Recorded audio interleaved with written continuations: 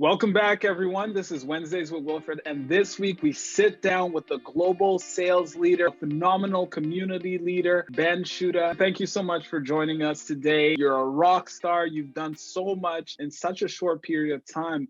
What do you think attributes to all the success that you've seen? Well, first of all, Wilfred, thanks for having me on here. I'm super delighted and excited to kind of share my story of Asper School of Business. I definitely attribute, I would say, where I am today based on when I was in high school. I spent a lot of my time selling products that I would buy from overseas. And so I've always had that entrepreneurial go-getter attitude, and it was able to be translated in an international business scale. We all read your piece during mentorship month in January, and it was very powerful. And thank you for sharing that, and thank you to the Asper School of Business for writing it. Do you feel as though you are more passionate about giving back? You're more passionate about helping those who were in a similar situation? Definitely. I think the most gratifying thing about accomplishing something is being able to help other people get there too. And I know that throughout my life, like every step of the way on the way to where I am today and where I'm going, somebody has been there to support me. And I can always attribute to, when I was 15, when I was 18, when I was 21, all these different times in my life where there was somebody or a couple of people that were like pushing me in the right direction, or somebody I could call if I ever had a problem. And so I know there are other people out there like that right now who don't have somebody. And so I know I can be that person. So why not? Why wouldn't I help them? For the viewers that don't know you too well, being a Black immigrant, what were the difficulties? What were the barriers that you had to overcome? My family came from Ethiopia as refugees to Toronto, where I was born, and we moved to Winnipeg.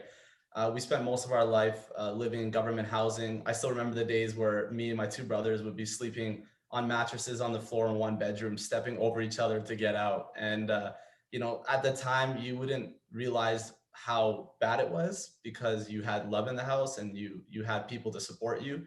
And then as you get older, you look back and you say, wow, like those humble beginnings is really what made me appreciate life and made me really strive for more, because we live in a country that has so much to offer, and we could take advantage of so many things.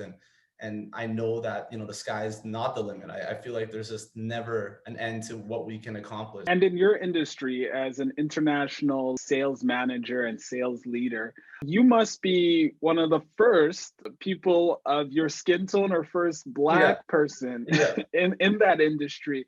What was that like? What was it like to meet with clients? Oh, you know what? So it's a good question. So at the beginning, I won't lie to you, like my first ever having a meeting with I had a client meeting with four VPs and a CEO. And I remember I'm like, man, I'm 24 years old and I'm Black. I'm like, how is this gonna go? I look completely different.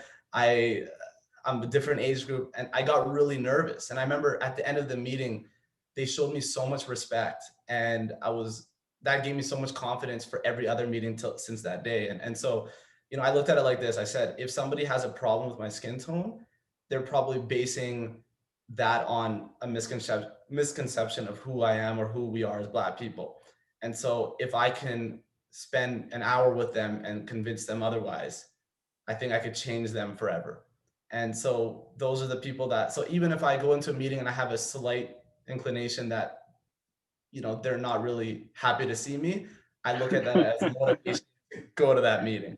And if they're not, then it's smooth sailing. But yeah, it's definitely, with clients and even with companies, like the last couple of companies I worked with, everybody at my level was white, wasn't Black. And so I was always that one, outlier in that room. And so I definitely see that as an opportunity for me to inspire and motivate other young Black people to get into the business field, to seek senior management positions and take advantage of opportunities.